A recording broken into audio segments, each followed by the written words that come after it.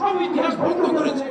রাজধানীর সোহরাওয়ার্দী উদ্যানে সম্মিলিত খতমে নবুয়াত পরিষদের উদ্যোগে আয়োজিত আন্তর্জাতিক মহাসম্মেলন অনুষ্ঠিত হয়। শনিবার সকাল থেকে শুরু হওয়া আন্তর্জাতিক সম্মেলন শেষ হয় দুপুরে। সেখানে বক্তব্য রাখেন 5 দেশের ইসলামী বক্তাসহ ইসলামপন্থী নেতারা।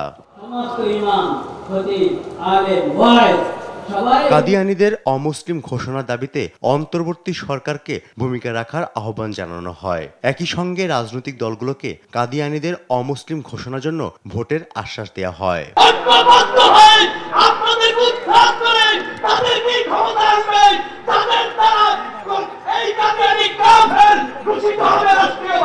কাদিয়ানীদের অমুসলিম ঘোষণার জন্য গণস্বাক্ষর কর্মসূচি পালনের সিদ্ধান্তের পাশাপাশি তাদের সঙ্গে সব ধরনের সামাজিক যোগাযোগ বিচ্ছিন্ন করার আহ্বান জানান ইসলামপন্থী নেতারা।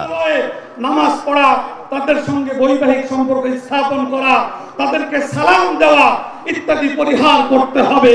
রাজনৈতিক দলগুলো সমাবেশের দাবির সঙ্গে একাত্মতা পোষণ করে সবাই জানান ক্ষমতায় গেলে রাষ্ট্রীয়ভাবে কাদিয়ানীদের ব্যাপারে সিদ্ধান্ত নেওয়ার কথা। মুহাম্মদুর রাসূলুল্লাহ সাল্লাল্লাহু আলাইহি সাল্লাম নিজে বহু হাদিসে বলেছেন তিনি সর্বশেষ নবী, এর পরে আর কোন নবী আসবে না। সুতরাং এর বাইরে যারা চিন্তা করে তারা কেউই মুসলমান হতে পারে না।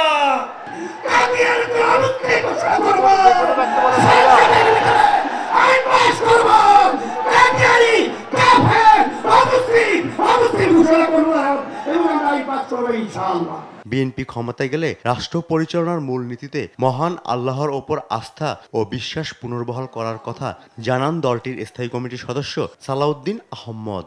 আমরা মুসলমান, আমরা লা ইলাহা ইল্লাল্লাহ মুহাম্মদুর রাসূলুল্লাহকে বিশ্বাস করি। সবাই যদি আপনারা সহযোগিতা করেন, একসাথে থাকেন, তাহলে আপনাদের এখানে আজকে যে সমস্ত দাবি দেওয়া আছে কানুনি সকল ব্যবস্থা জাতীয় সংসদে আলাপ আলোচনার মাধ্যমে গ্রহণ করা হবে ইনশাআল্লাহ। সমাবেশে বিএনপি সহ সব রাজনৈতিক দল, ইসলামী সংগঠন ও বিভিন্ন ইসলামী শিক্ষা প্রতিষ্ঠানের প্রধানরা অংশ নেন। ফররুখ বাবু, দেশ টিভি, ঢাকা।